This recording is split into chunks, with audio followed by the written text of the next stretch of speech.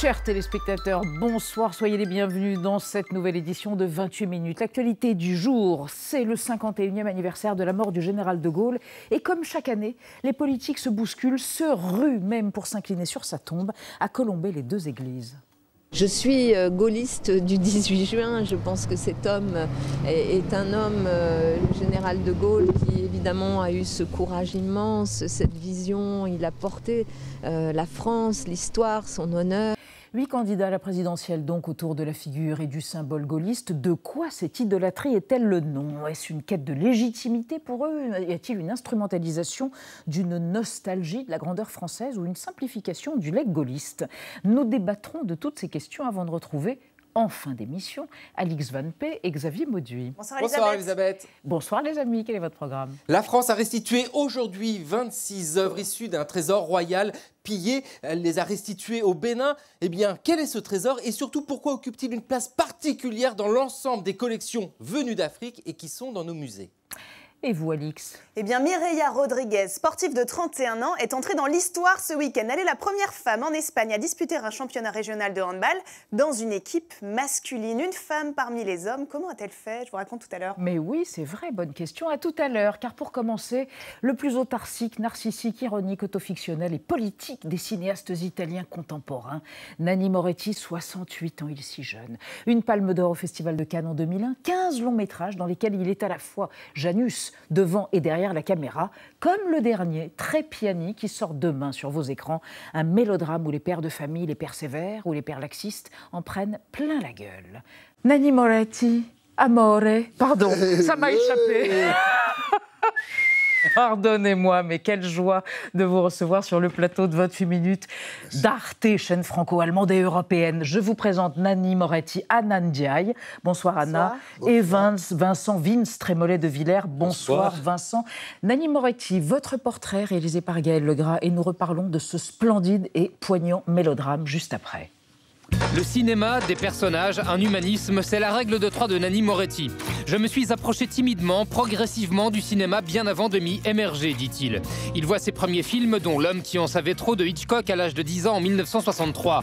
Mais ce n'est qu'au lycée, vers 15-16 ans, qu'il devient un vrai cinéphile. A me piace il cinema degli anni 60, perché insomma era un cinema attento alla realtà et attento appunto al cinema. Parmi les cinéastes italiens de ces années-là, Nanni Moretti aime particulièrement Olmi, Pasolini, Bertolucci, les frères Taviani et Marco Bellocchio qui réalisent Les poings dans les poches en 1965.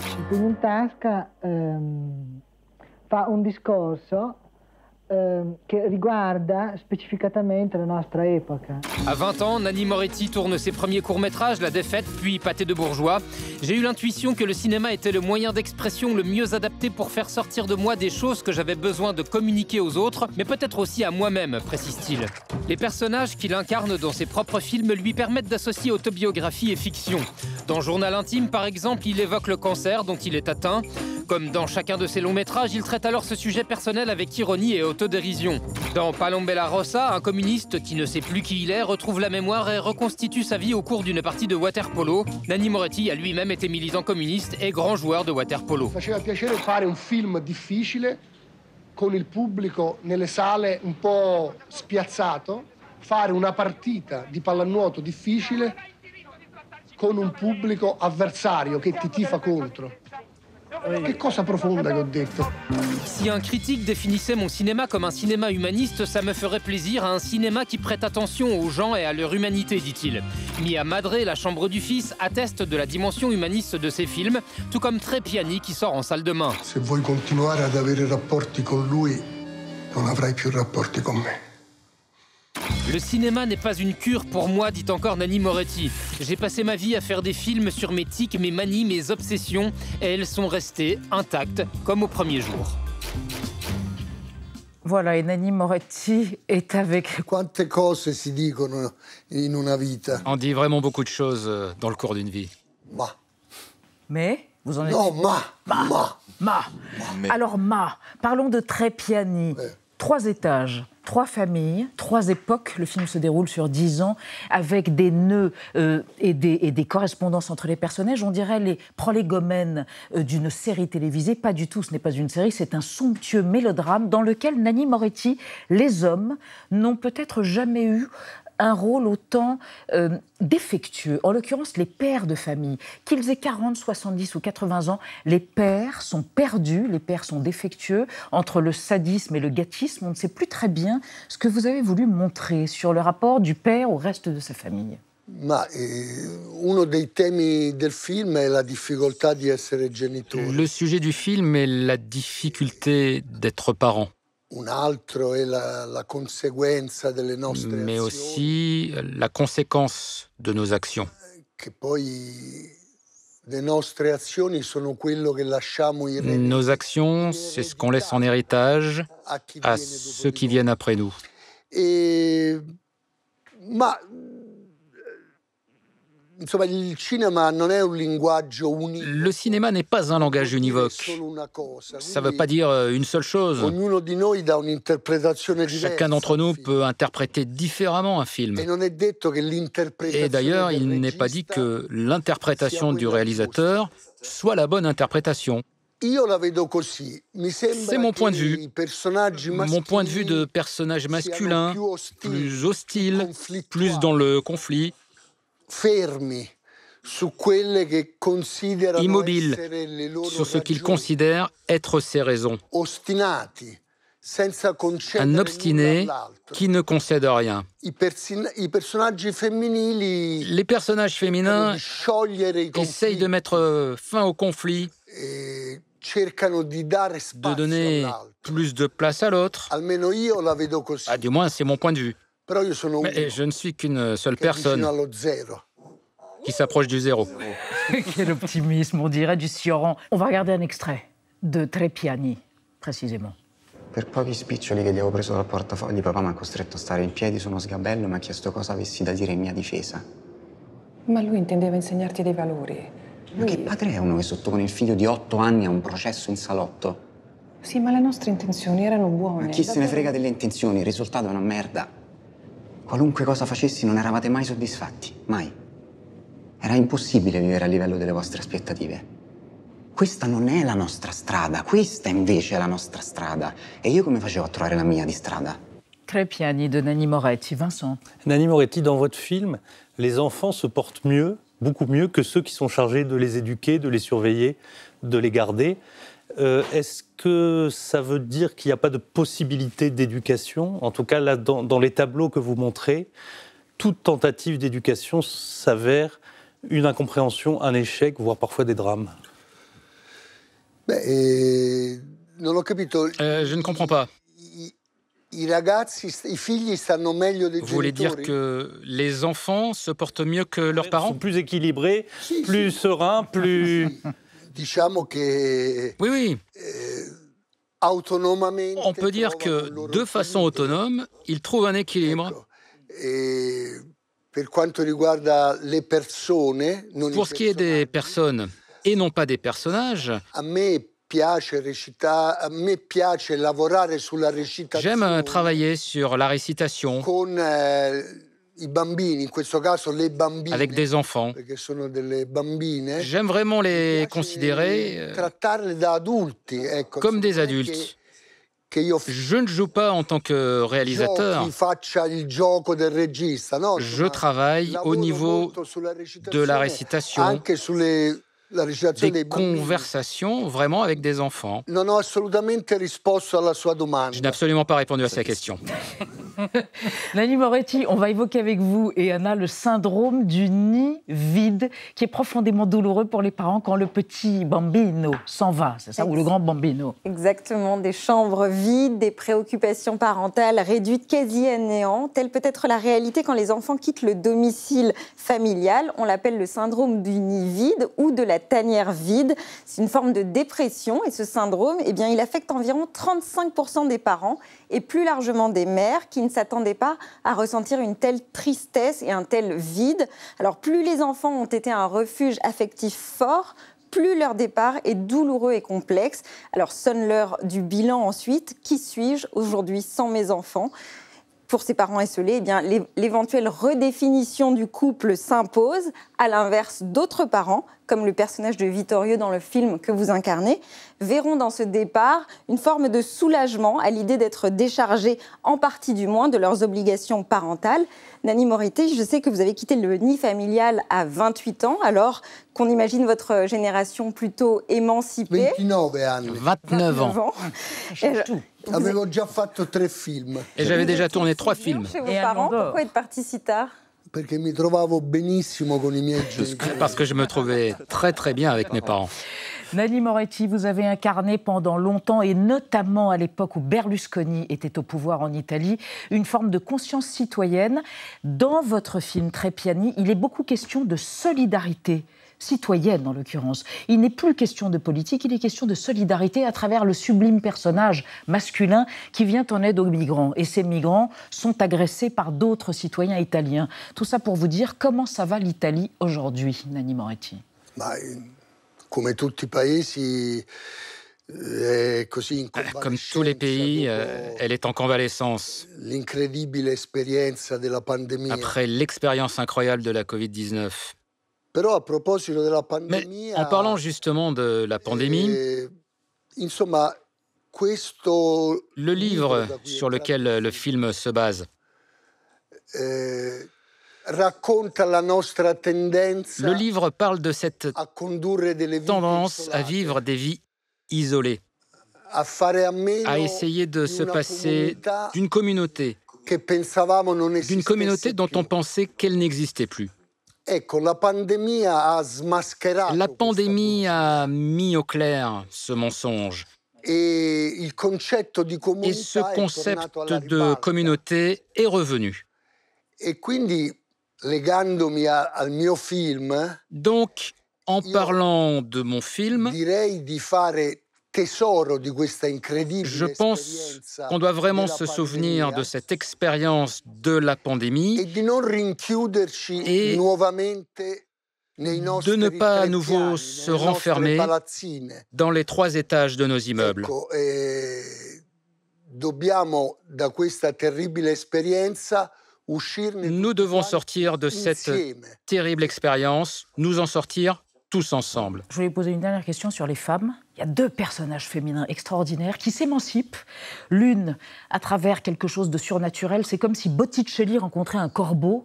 C'est ce personnage merveilleux joué par Alma qui s'évade dans la folie. Et l'autre, c'est votre épouse dans le film, qui part dans la nature et qui devient une sorte de matriarche écologiste presque, qui réinvente une relation familiale avec son fils et un nouveau-né. Il y a quelque chose de presque écologiste, de féministe, de manière souterraine dans votre film, c'est assumé. Vous quittez la ville, Nanni Moretti. Forse più femminista che ecologista. Plus féministe qu'écologiste. Almeno écoféministe. ecologista non consapevole. Du moins écologiste inconscient ou inconsciemment. Nel film c'è una scena che non c'è nel Il y a une scène dans le film qui n'est pas présente dans le livre. Una milonga, una specie di tango che si Un bal, un tango que l'on danse dans les rues. non c'è nel libro. Cette scène-là n'existe pas dans le livre. La realtà. Voilà, Il mondo ça c'est un peu la esterno che réalité. chiama fuori Le monde i extérieur personaggi di quella qui oblige les personnages à sortir de leur immeuble. Abbiamo pensato, parlo al plurale perché Je parle au pluriel. due sceneggiatrici. Moi et les 2 scénaristes, nous avons donc E pensé abbiamo pensato a quella à scena cette come un scène-là lancio verso il comme une futuro. lancée Ecco. vers le futur. Infatti il personaggio di mia moglie Le personnage de ma femme, en me parlant parlando a me au téléphone, elle le dit. al telefono dice Ce n'est plus notre non route, è più la nostra strada, è la mia strada. c'est ma route. E quindi ero contento di finire il mio Je film suis heureux de terminer le film personaggio di Dora. justement sur Dora. Ero contento di finirlo su quel personaggio Je voulais e que le su film s'arrête sur ce quell'attrice personnage et sur cette actrice, con cui ho fatto i 4 film di actrice seguito. avec laquelle j'ai tourné 4 films. Margherita Bui. Oui, pardon pour la prononciation. No. Merci Nanni Moretti, merci d'avoir bravé votre haine des journalistes télévisés, des journalistes tout court que vous avez tellement moqués dans tous vos Mais non, ce n'est pas de la haine. Oui, et c'est pour ça qu'on vous aime. C'est de la gêne. Vous êtes le plus sarcastique contre les journalistes avec Jean-Luc Godard, je pense, et c'est pour ça qu'on vous aime. Et merci d'avoir réalisé ce superbe mélodrame Tre Piani. On passe à notre débat. Ciao amore. Et place à notre débat sur la ruée mémorielle à Colombey-les-Deux-Églises. 8 candidats à la présidentielle étaient aujourd'hui sur la tombe du général de Gaulle pour célébrer le 51e anniversaire de sa mort. Cet engouement participe-t-il d'une forme de récupération? On en parle après la mise au point de Sandrine Le Calvez. Plus d'un demi-siècle après sa mort, le général de Gaulle est au cœur d'une bataille de succession. De Bayeux à Colombey-les-Deux-Églises, multipliant les hommages toute la journée, la classe politique s'est disputée son héritage. Je suis gaulliste du 18 juin. Tout le monde, quelque part, est un peu gaulliste dans ce pays. À droite, le président des Républicains et les 5 candidats à l'investiture LR pour la présidentielle ont dénoncé une récupération politique. Figure convoitée, le général de Gaulle demeure l'homme qui a libéré la France de l'occupant allemand. Paris martyrisé, mais Paris libéré. Une image de sauveur que le fondateur de la Ve République revendique une fois au pouvoir. Il faisait bien son Brière. Ce soir, il y a de la lumière. À l'approche de chaque scrutin présidentiel, la tentation est grande pour les candidats de convoquer la mémoire du grand Charles, avec plus ou moins de réussite, comme lorsque François Fillon s'en prend à Nicolas Sarkozy. Qui imagine un seul instant le général de Gaulle mis en examen? Cette fois, la surprise est venue de l'extrême droite. Marine Le Pen et son parti assument leur conversion au gaullisme.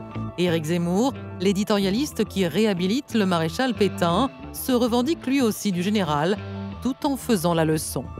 Quand je vois tous ces gens de droite, de gauche, venir se recueillir sur la tombe du général de Gaulle, j'ai l'impression de l'hommage du vice à la vertu.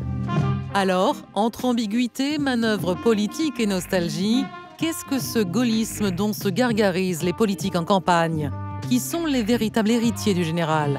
Où se placerait-il aujourd'hui sur l'échiquier politique?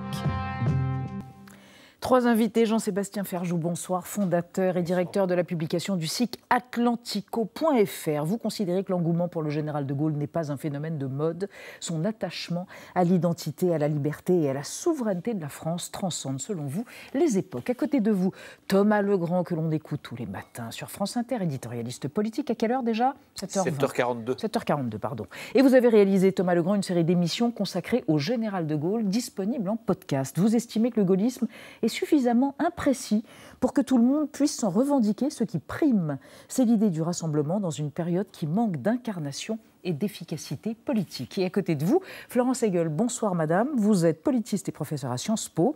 Vous estimez que le général de Gaulle n'appartient à aucune famille politique car il est devenu un élément du patrimoine national pour tous les Français et qu'il est donc impossible de ce fait de définir ce qu'est un parti gaulliste aujourd'hui.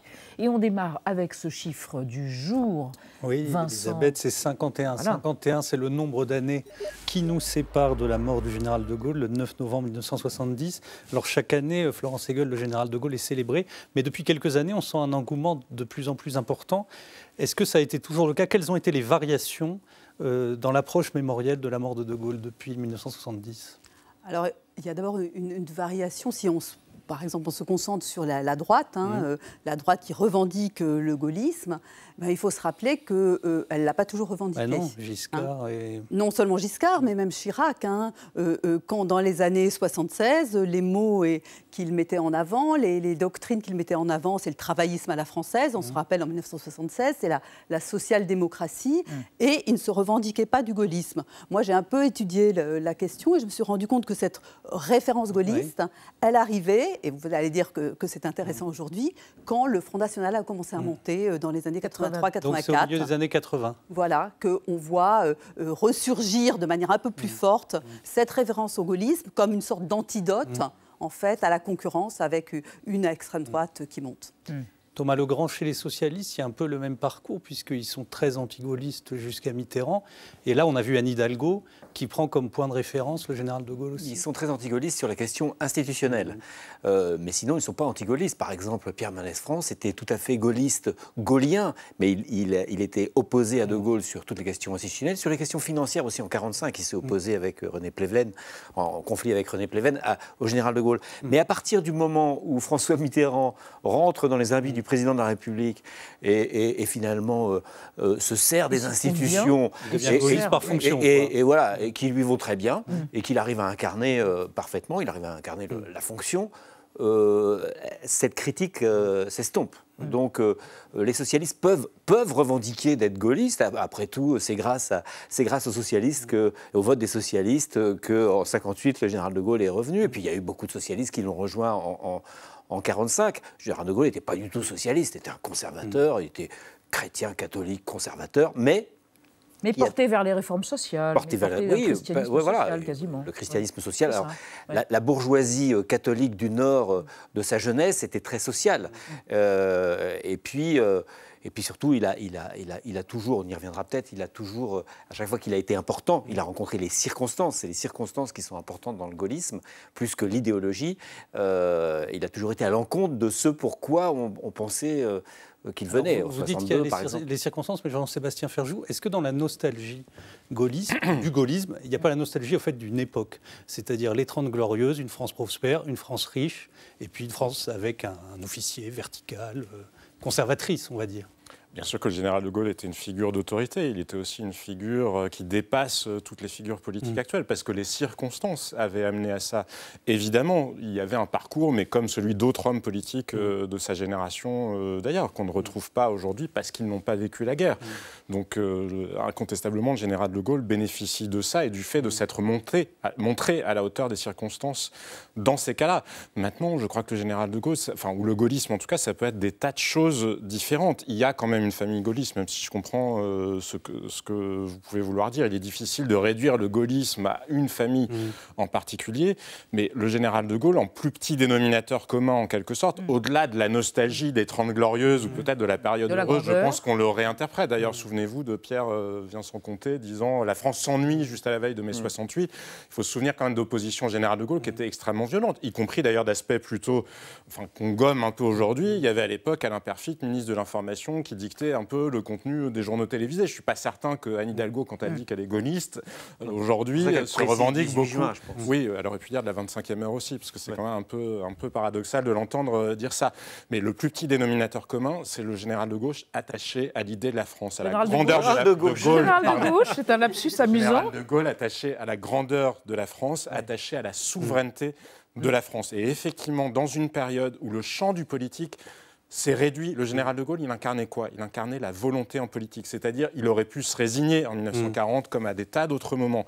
Il a toujours été celui qui considérait que le champ du politique, c'était l'action, c'était la volonté. Nous vivons dans une époque où le champ du politique est beaucoup réduit, donc forcément, ça fascine. À cette époque, et faites-nous écouter quelqu'un, une des candidates. Oui, vous parliez de l'opposition virulente dans les années 60 au général de Gaulle. Et nombre de ses opposants ont participé à la création du Front National. Aujourd'hui, pourtant, Marine Le Pen a célébré la figure du général. C'était à Bayeux, on la regarde. Dans le Calvados. La conception clivante et partisane de la fonction présidentielle par des titulaires qui en ont oublié l'essence a troublé l'esprit harmonieux de notre Constitution. Il nous appartient donc de renouer avec des institutions qui, comme l'avait souhaité le général, compensent les effets de notre perpétuelle effervescence politique. La France doit retrouver un président, une présidente de la République qui redonne à nos institutions le socle de stabilité par l'unité, la cohésion et la discipline, pour reprendre ces mots. Un discours hué sur les institutions. Oui, c'est ça. Florence Hegel, le Rassemblement national comme dépositaire de la Ve République, c'est quelque chose qu'on pouvait imaginer ou ça fait partie du De Gaulle pour tous?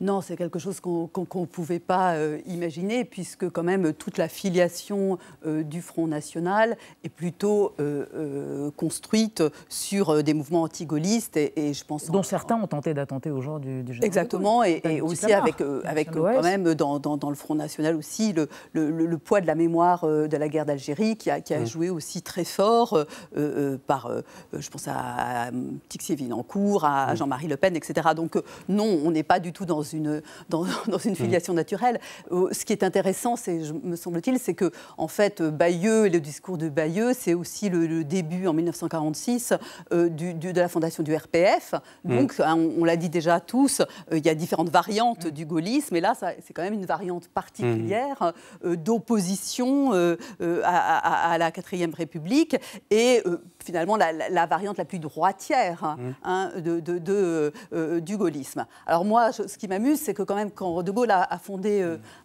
le RPF, ils ont dit on accueille tout le monde, sauf ceux qui étaient pro-Pétain.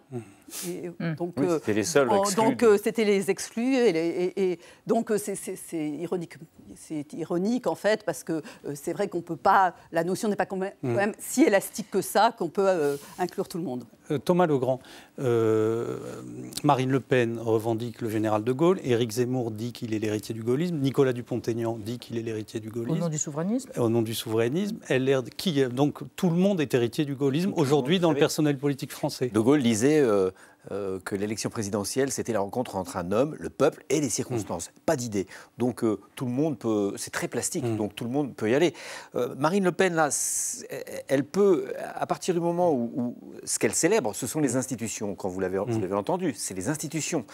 Et les institutions, elles vont pas mal au Front National, finalement, parce que c'est des institutions qui sont très personnalistes, avec un homme ou une femme providentielle. Bon, ça va avec l'idéologie d'aujourd'hui du Rassemblement national. Donc, c'est pas très étonnant. Évidemment, si on connaît l'histoire, les 12 fondateurs du Front National sont tous des anti-gaullistes, et parmi les plus virulents, ceux qui ont essayé de le tuer, d'ailleurs. Mais bon, Éric Zemmour, là, c'est l'usurpation totale, parce que à partir du moment où il remet la théorie du glaive et du bouclier, ça, c'est à partir de ce moment-là, lui, il se disqualifie totalement, et parmi toute la classe politique. Vous expliquez pour les gens qui ont moins de 25 ans. Alors le glaive et le bouclier, c'est l'argument qu'ont trouvé les pétainistes, d'ailleurs, les avocats de Pétain et de tous les collaborateurs après la guerre, pour dire finalement il y avait une stratégie souterraine. Général de Gaulle est parti à Londres pour préparer la victoire et la revanche, et puis Pétain était le bouclier en France, donc de Gaulle le glaive et le bouclier en France. Bon, théorie totalement battue en brèche par tous les historiens, théorie qui a existé un petit peu au début de la guerre, et beaucoup de pétainistes pensaient ça, et quelques gaullistes aussi, c'est vrai, mais ça s'est vite évanoui avec le statut des Juifs, avec la collaboration très très active de Pétain, et après, quand on a eu aussi les minutes des discussions entre Pétain et De Gaulle en juin 40, et c'était évidemment, je pense que l'universitaire à ma droite pourrait mieux le dire. Alors revenons à l'histoire plus immédiate, Jean-Sébastien Ferjou. Il y a une ligne de fracture quand même entre gaullistes, notamment Philippe Séguin, Charles Pasqua et le reste du RPR, qui était la question européenne et la question de la souveraineté, qui a ensuite séparé cette famille, chacun revendiquant « Je suis le vrai héritier du général de Gaulle », Chirac disant ça, et Séguin, dans son discours célèbre de 92, disant « C'est moi le vrai gaulliste ». Alors comment on s'y retrouve ? Mais je crois qu'on ne peut pas s'y retrouver, justement, parce qu'il est un peu absurde de chercher à savoir ce que le général de Gaulle aurait fait aujourd'hui, puisque son sujet était la grandeur de la France et défendre donc la souveraineté nationale n'est pas un élément du gaullisme. C'était ça ma question. Bien sûr que c'était peut-être pas clair. Mais c'est un objectif, la souveraineté nationale. Derrière, il y a la question des moyens, il y a la question du chemin pour parvenir à maintenir la souveraineté de la France. Qu'aurait pensé le général de Gaulle de la souveraineté numérique de la France face aux GAFAM ? Probablement, il aurait souhaité qu'il y ait des champions français. Aurait-il considéré qu'il était plus facile qu'il y ait des champions européens de la tech ou des champions français ? Il est impossible de le dire aujourd'hui. En revanche, l'attitude, incontestablement, de refus de la pente naturelle, de refus d'une situation... Vous savez, l'argument qui est récurrent souvent. Il y a quelque chose quand même, et c'est là où peut-être Éric Zemmour, c'est un peu plus compliqué. Idéologiquement, je suis absolument d'accord avec ce que vous disiez. Il est absurde, quand on veut réhabiliter le maréchal Pétain, de chercher à se revendiquer du gaullisme en même temps. Idéologiquement, ça n'a aucun sens. En revanche, peut-être ce que les gens y voient, et les électeurs qui s'intéressent à Éric Zemmour, c'est qu'ils voient ce côté « je ne veux pas être un technocrate ». La politique doit l'emporter sur les considérations des gestionnaires. Ça, c'est aussi une attitude, parce que le problème, c'est que le gaullisme, c'est autant une trajectoire, c'est autant une référence historique qu'une posture. Non, mais après, vous n'êtes pas obligé d'y croire. Je ne vous dis pas que je défends... C'est l'attitude quasiment de Xavier Bertrand aussi. Oui, mais je voyais justement Éric Zemmour ce matin discuter en disant, dire que Emmanuel Macron était le dernier des présidents du modèle d'avant, justement en disant ce sont des technocrates. Aujourd'hui, les Français veulent des politiques. Alors, je ne vous dis pas que parce qu'il dit ça, il est l'héritier naturel du gaullisme. Encore une fois, je trouve que le fait de vouloir réhabiliter le maréchal Pétain n'est pas c'est la haute fonction publique aussi. Mais ça explique... Il ne voulait pas être un politique, de Gaulle, justement. Certainement, mais le sujet, me semble-t-il, c'est quand même pourquoi y a-t-il des Français qui considèrent que ça n'est pas absurde. Parce que si Philippe Poutou disait « je suis l'héritier de Margaret Thatcher », ça ferait rire tout le monde. Il se trouve quand même qu'il y a beaucoup de Français qui considèrent, quand ils entendent Éric Zemmour se revendiquer du général de Gaulle, dire ça n'est pas complètement fou. Je pense qu'Éric Zemmour n'est pas nostalgique du gaullisme, il est plutôt nostalgique de la situation sociale de l'époque, c'est-à-dire des dominations de l'époque, des hiérarchies de l'époque. Laissons là les nostalgies d'Éric Zemmour, si vous voulez bien. Et je vous propose, vous avez cité Margaret Thatcher, on va se reporter au Royaume-Uni, mais aujourd'hui avec l'anglo-gaullisme, figurez-vous.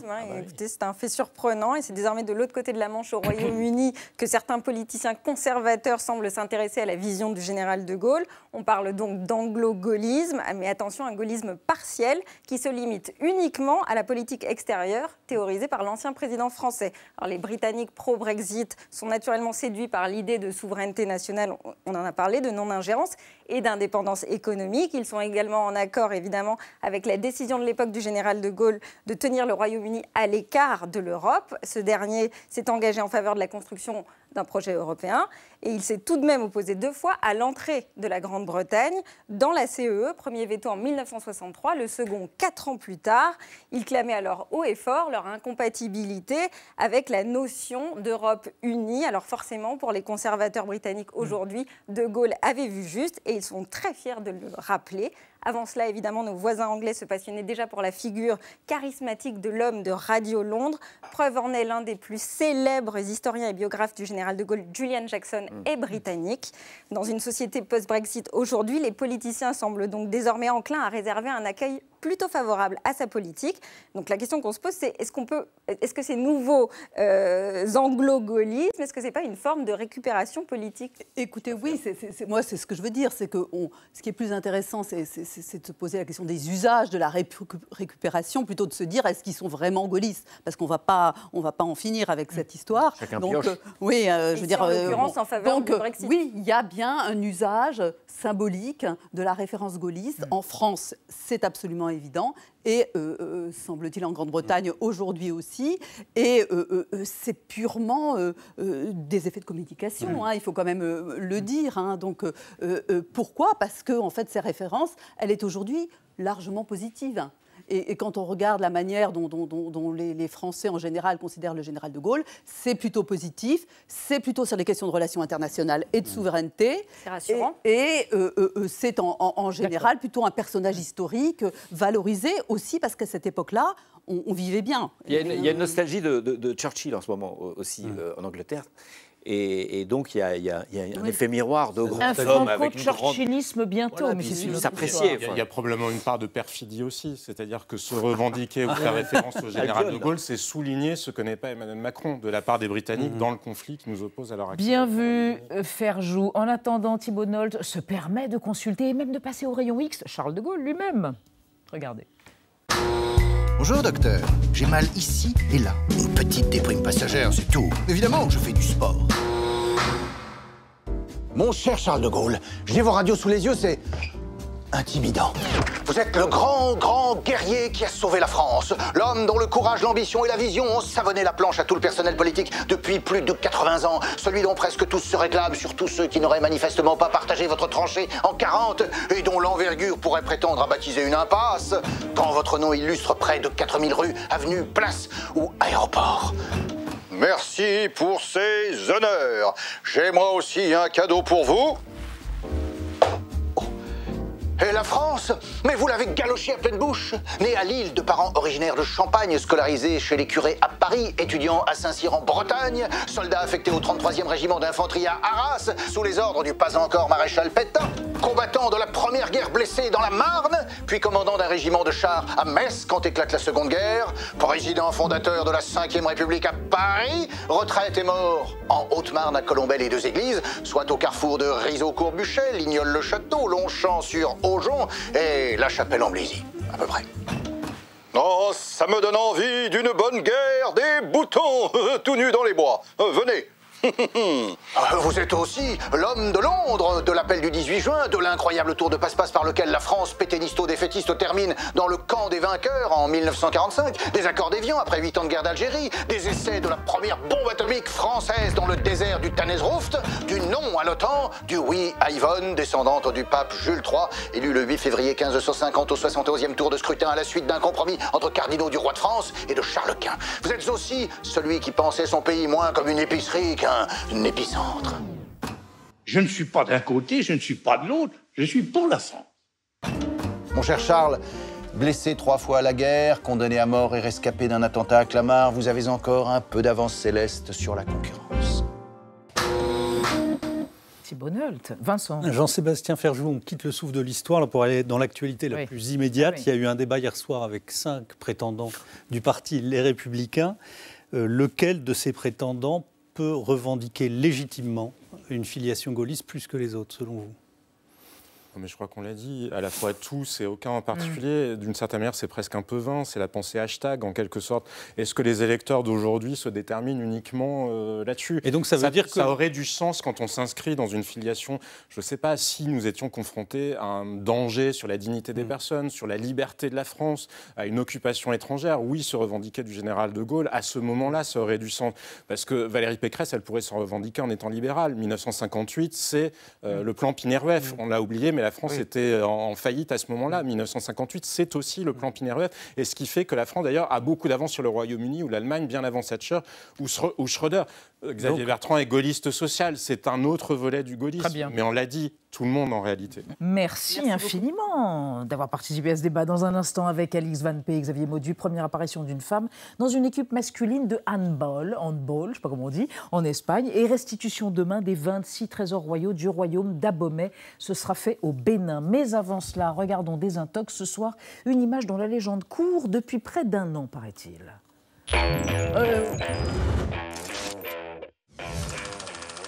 C'est une image massivement partagée par les internautes et qui totalise sur Facebook, Twitter ou Reddit des centaines de milliers de mentions j'aime et de commentaires.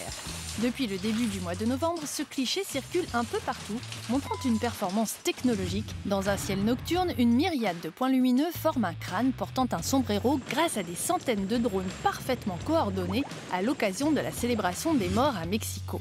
La technologie dernier cri au service d'une vieille fête traditionnelle mexicaine. Hélas, pour les fans de la tech, tout est faux dans cette histoire. La photo de ce supposé balai de drones circulait déjà sur les réseaux sociaux l'année dernière. À l'origine, il y a une entreprise russe spécialisée dans les spectacles de drones. En octobre 2020, elle poste sur Instagram plusieurs photos censées montrer des crânes lumineux dans le ciel mexicain. Elle partage surtout la photo qui refait surface aujourd'hui en écrivant qu'elle est générée comme les autres par ordinateur. Qui plus est, la photo retouchée pour y incruster un faux crâne en drone n'a même pas été prise au Mexique. Le cliché vient en fait de l'autre bout du monde et montre la ville de Kofu au Japon. En arrière-plan, on distingue le célèbre mont Fuji. Ce qui a pu induire en erreur l'entreprise russe autrice du montage photo, c'est que l'original du cliché apparaît en 2012 sur un site russe d'hébergement d'images avec une légende erronée mentionnant la ville de Monterrey au Mexique. Une vieille photo mal légendée, support d'un coup de com' viral d'une entreprise. Il n'en fallait pas plus pour que l'intox s'envole. Bien vu, Désintox. Bonsoir Alix. Bonsoir Elisabeth. Bonsoir Xavier. Bonsoir Elisabeth. On rétablit un peu les choses. Dites. Le vrai sujet d'actualité historique à portée mondiale, bon, c'est pas le discours d'Emmanuel Macron. Ben non. Là, en ce moment. Aujourd'hui, ce n'est pas ça. Ce n'est pas ça. C'est le fait qu'il ait reçu à l'Élysée le président béninois, Patrice Talon, n'est-ce pas? Oui. À la veille du renvoi au Bénin des 26 trésors royaux du royaume d'Abomey. Tout à fait. Et ben voilà, les choses sont dites. C'est QFD, comme vous disiez hier. C'est QFD. Il faut rappeler ce que c'est que ce trésor, parce que c'est une vraie histoire lourde de sens dans l'actualité. Le 17 novembre 1892, les troupes coloniales françaises attaquent la ville d'Abomey. C'est une ville qui est dans le sud de l'actuel Bénin. Le roi d'Abomey, Béhanzin, est obligé de fuir, mais avant, il cache son trésor, il met le feu à son palais. Les troupes françaises qui sont conduites par le colonel Dodds pillent la ville, elle retrouve ce trésor qui est envoyé à Paris au musée d'ethnographie du Trocadéro. Et c'est les œuvres qui sont rendues aujourd'hui. Exactement, elles sont passées par le musée d'ethnographie du Trocadéro, elles sont arrivées au musée du Quai Branly, elles sont rendues, alors il y a des portes, les portes du palais qui avaient été enterrées, les Français les ont trouvées, les ont déterrées, et puis il y a ces statues anthropomorphes absolument exceptionnelles, il y a celle de Béhanzin, le roi Béhanzin, qui est associé à son animal totem, c'est le requin. Vous avez son père, le roi Glélé, lui c'est le roi mi-homme, et puis le grand-père, c'est le roi Guézo. Alors, pendant que ces statues sont en France, à ce moment-là, la guerre continue en Afrique. Elle dure 2 ans. En 1894, Béhanzin est obligé de se rendre. Il est exilé avec une partie de sa cour en Martinique, déjà.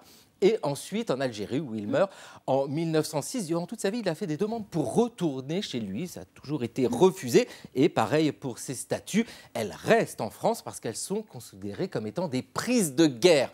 Oui, mais elles ont un statut très particulier parce qu'on connaît beaucoup de choses. On sait là où elles ont été prises, à quoi elles servaient. On sait aussi comment elles ont été pillées. Et c'est toujours le cas, on sait toujours tout, non, autant de choses. Eh bien, c'est ça. Ça, c'est le vrai problème. Sur toutes ces œuvres d'art, on ne sait pas grand-chose. Vous savez, dès les premiers contacts avec les civilisations africaines, les Européens ramènent des petits souvenirs. Et un masque par-ci, une arme. Voilà, c'est un peu le côté, l'objet de curiosité. On se préoccupe très peu de l'histoire. À la fin du 19e siècle, au début du 20e siècle, il y a un nouveau regard porté sur ces arts. Mais dans le même temps, vous avez tout un travail d'appropriation par les Européens. C'est-à-dire qu'il y a la volonté d'effacer toute leur histoire. Regardez, c'est esthétique, c'est beau. Alors déjà, on les nettoie, on les vernit, on les patine, on oublie la manière dont elles sont arrivées. Elles ont été achetées, pillées, on ne s'en occupe pas. Regardez, ce sont des œuvres esthétiques. C'est pourquoi l'on va parler d'un masque d'âne de Côte d'Ivoire. On va parler d'un trône Louba, voilà, mais on n'en sait pas plus. Et avec ces œuvres du Bénin, c'est pas du tout le cas, c'est même l'inverse. C'est-à-dire qu'elles n'ont pas subi l'effacement mémoriel. On sait tout de leur histoire, on sait tout de l'histoire de leur pillage, ce qui permet de comprendre pourquoi aujourd'hui elles sont restituées. Et pourquoi elles sont en route pour le Bénin. Après l'histoire, l'époque. Alors, une joueuse de handball, comme on dit, handball, enfin de balle à la main, dans une équipe de garçons en Espagne. Et oui, elle l'a fait. Le match a eu lieu samedi dernier à Albacete, au sud-est de Madrid. Que le ping-pong, c'est pour ça que je ne sais pas comment on dit. Oui. Dans l'équipe de handball d'Albacete, de 2e division régionale, les joueurs se préparent. Ils s'appellent Alberto, Daniel, Manuel et parmi eux, il y a Mireia Rodriguez, joueuse de 31 ans, petit gabarit, 1m64, 51 kg. Elle est la première femme en Espagne à avoir disputé un championnat régional masculin. Son équipe a gagné le match, d'ailleurs, elle a marqué un but, mais peu importe le résultat, ce qui compte surtout, c'est qu'elle est devenue un symbole dans tout le pays. Et ça s'explique aussi par son histoire. Plus jeune, elle jouait au 2e plus haut niveau national dans une équipe féminine. Mais comme beaucoup de femmes, elle doit interrompre sa carrière lorsqu'elle tombe enceinte. Plus tard, son amour pour le hand est à nouveau mis à l'épreuve quand elle emménage à Albacete l'année dernière pour suivre son époux, footballeur professionnel. Albacete est peut-être une ville de foot, mais c'est moins une ville de hand. Il n'y a pas d'équipe féminine à Albacete, donc Mireia Rodriguez toque à la porte du CB Albacete. On l'accepte, elle y joue maintenant, elle joue en championnat.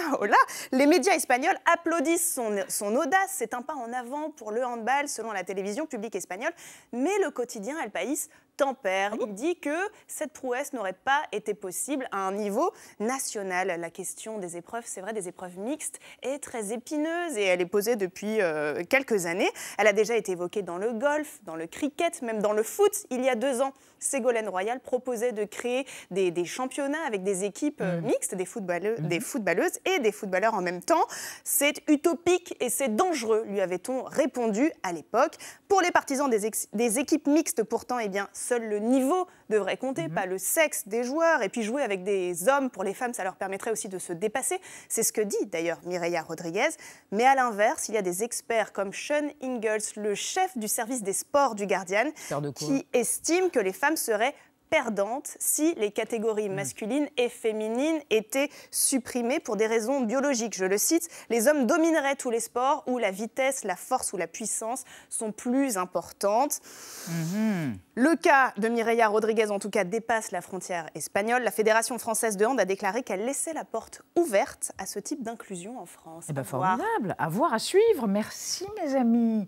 Dans un instant sur l'antenne d'Arte Chérie, une soirée documentaire avec une enquête. Le saumon, un bon filon, surtout quand il est bourré de mercure et de métaux lourds. Bon, on se quitte avec la chanson préférée de Nanni Moretti, entendue dans Journal Intime. Moretti, notre premier invité. Amy Orman, Léonard Cohen. À demain 20h05. Tchuss. If you want a lover, I'll do anything you ask me to. And if you want another kind of love, I'll wear a mask for you. If you